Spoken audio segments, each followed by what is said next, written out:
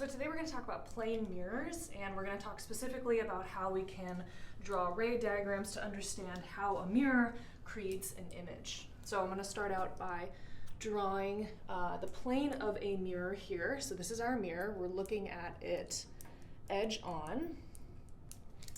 And we have some object in front of the mirror. I'm just going to draw an arrow. So now what we're going to do is we are going to use what we know about ray diagrams and how light behaves to try to figure out where this image is located. To do this, in general, when you're trying to find an image for a mirror, you're going to need to draw at least two rays to try to figure out where they intersect, and this will tell us something about where the image is located. And we're going to start with a ray at the very tip of this arrow here. And we're going to start by just sending a light ray directly perpendicular to the mirror. Looks just like this. There's our light ray. And now because of what we know about how light reflects, this light ray is just going to be reflected directly the same way that it came in at. So it'll travel back this way and exit out the opposite side. Now, to figure out where the image is located, we're actually going to extend this ray into the mirror, and I'm just going to draw these dashed lines to show you that there's not actually a light ray that's traveling through the mirror, right? A mirror is just a small plane, but we are going to sort of pretend that the light ray is traveling through the mirror, and this will help us figure out where the image is located. The second light ray that I'm going to draw is one where we can use the law of reflection to give us another light ray. So I'm going to draw from the tip of the arrow again, just to somewhere incident on the plane of the mirror here. There's our light ray.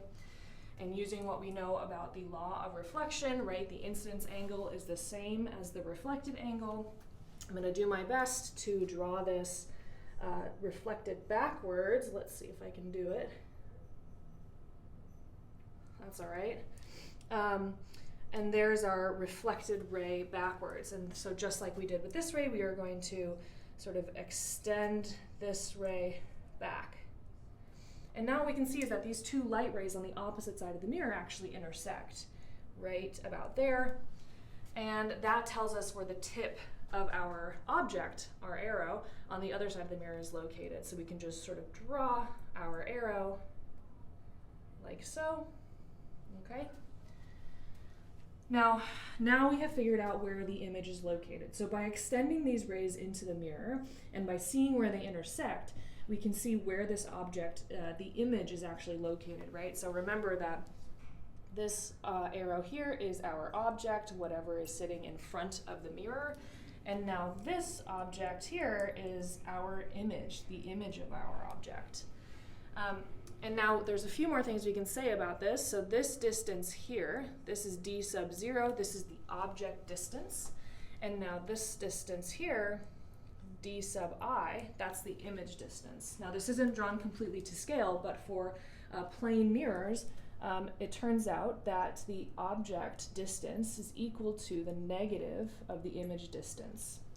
Now this is important because this tells us something about the image.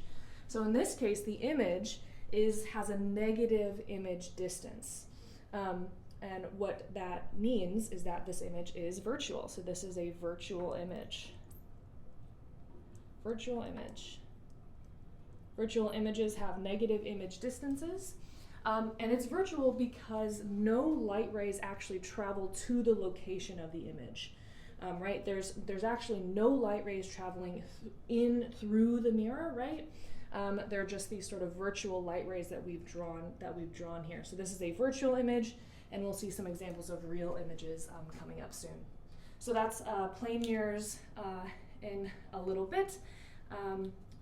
And some information about how you can use ray diagrams to help you figure out where an image is located.